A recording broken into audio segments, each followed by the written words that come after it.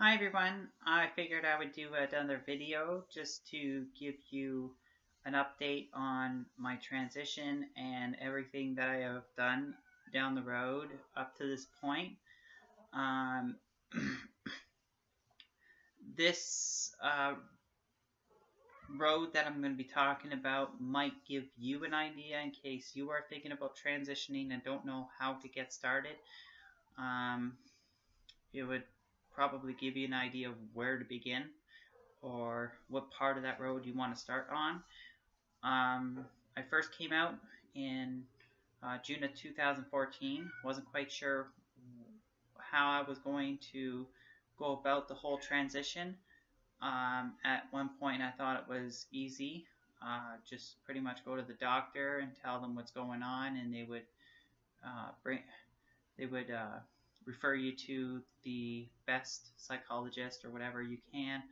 I guess it really didn't go that way, and I should have known that because when I was researching on it, um, it was a very complicated uh, path to take.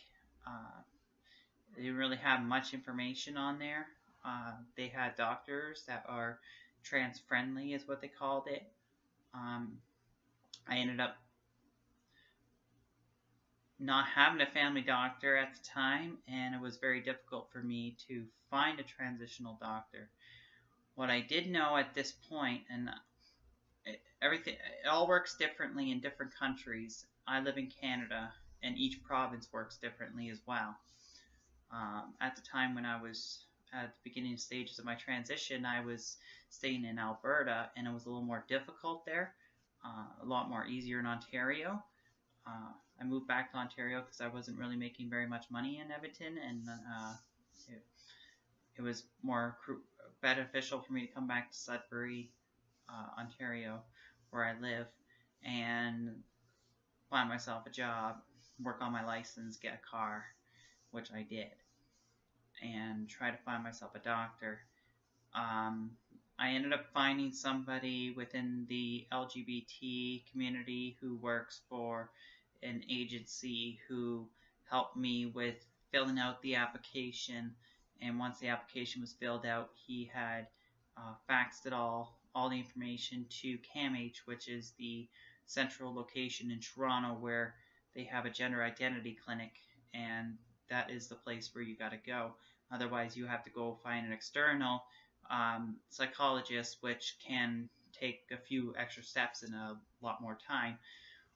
It didn't take very long. It took about 2 days for them to um, get back to me, and they were talking to me a little bit in summary, and they asked me if I was on the HRT, the hormone replacement therapy. I said no.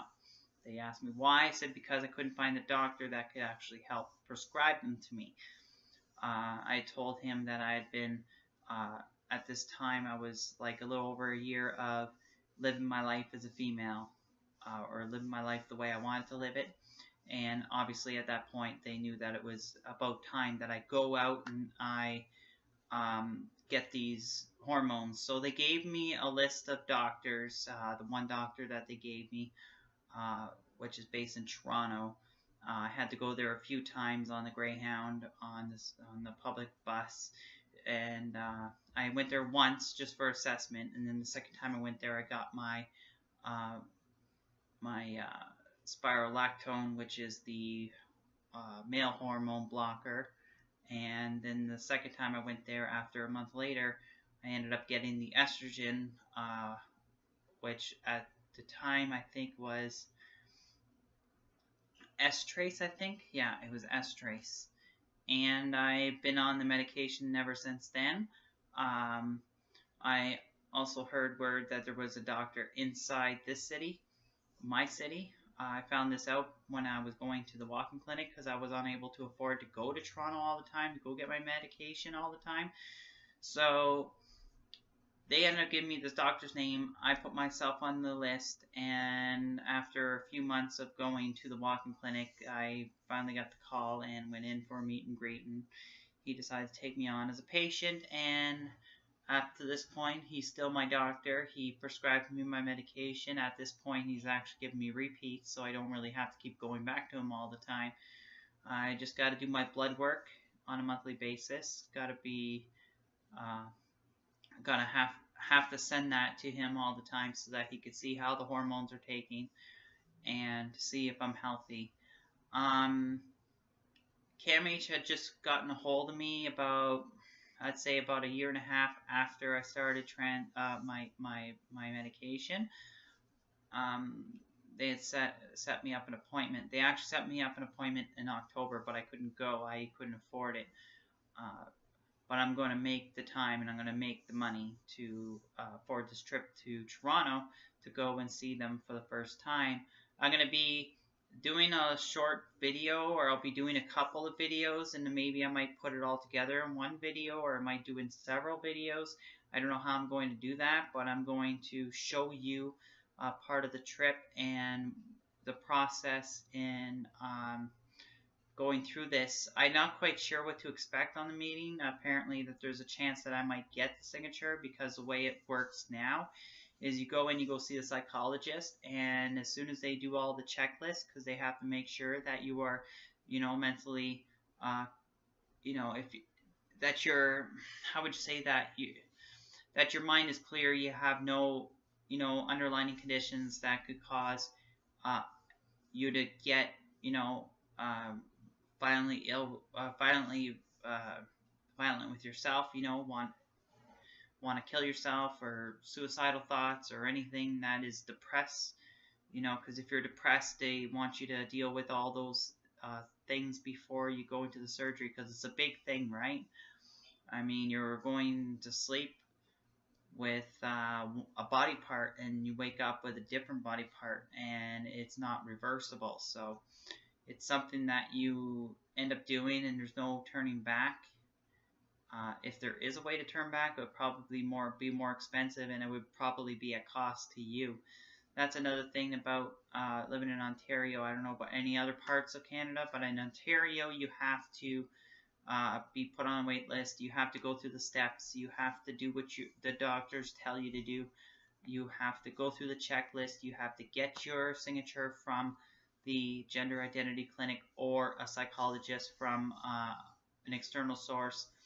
Plus, you have to have a signature from your family practitioner, which I do have his go-ahead with the signature, as long as they put their signature. Once these two signatures are together, they will be both submitted to the ministry, and the ministry will take a look at it, and they will assess everything, and then upon that, they will go through the approval process of funding, and I will be given like a list of all the surgeons that I can choose from. I can choose surgeons within this province, another province, maybe even America. Some are overseas.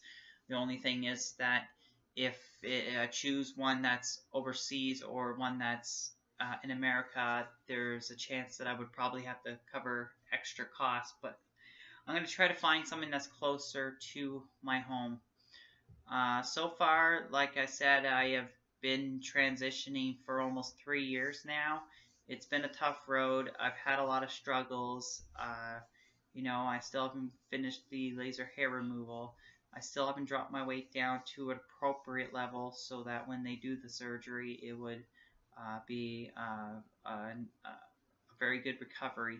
So I gotta lose the weight. I gotta quit smoking. I'm still smoking, but it's like less than 10 cigarettes a day, I think. Yeah, it's about less than 10 cigarettes a day. I have my own checklist myself that I have to take care of, and I'm going to have to take care of it before the end of the month when I go to the appointment. So anyways, I don't know if I've covered anything that any of you are questioning about or wondering about, or anybody who is transitioning or at the beginning of the transition and they don't know where to go.